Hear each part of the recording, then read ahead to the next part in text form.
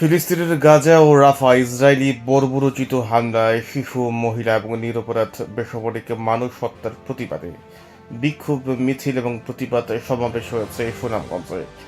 আজ বাদ আসর উকিলপাড়াস্থ জাতীয় পার্টির কার্যালয় থেকে জাতীয় পার্টির সদস্য সচিব অ্যাডভোকেট নাজমুল হুদা হিমেলের নেতৃত্বে একটি মিছিল ট্রাফিক পয়েন্ট আলফাতুদ্দিন স্কোয়ারে গিয়ে প্রতিবাদ সমাবেশ করে।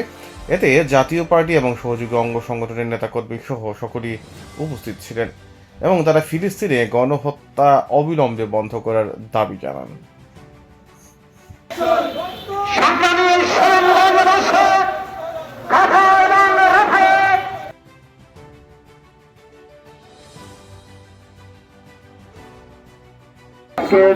এই সভার সম্মানিত উপস্থিতি, যারা শুনছেন আমার মুসলিম ভাইয়েরা, আসসালামু আলাইকুম।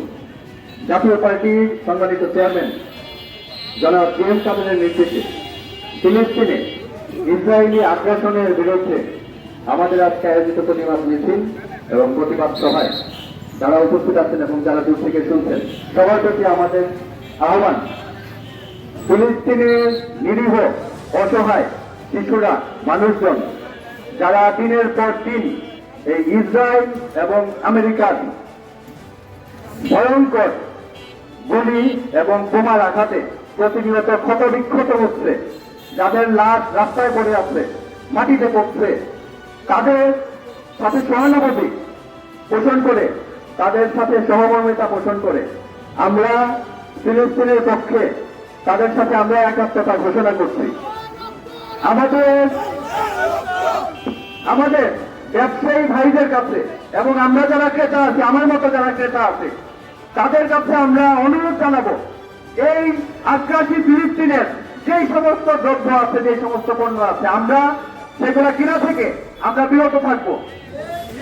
আমরা ফিলিস্তিনের বিপক্ষে যাই, ইসরায়েলি যে সমস্ত পণ্য আছে আমরা সেগুলা বিক্রি করা থেকে আমরা বিরত থাকবো। আমরা আজকে এই সভার মাধ্যমে, এই সভা থেকে আমাদের আজকে সরকারের কাছে অনুরোধ রাখতে চাই, আপনারা সরাসরি Filistin!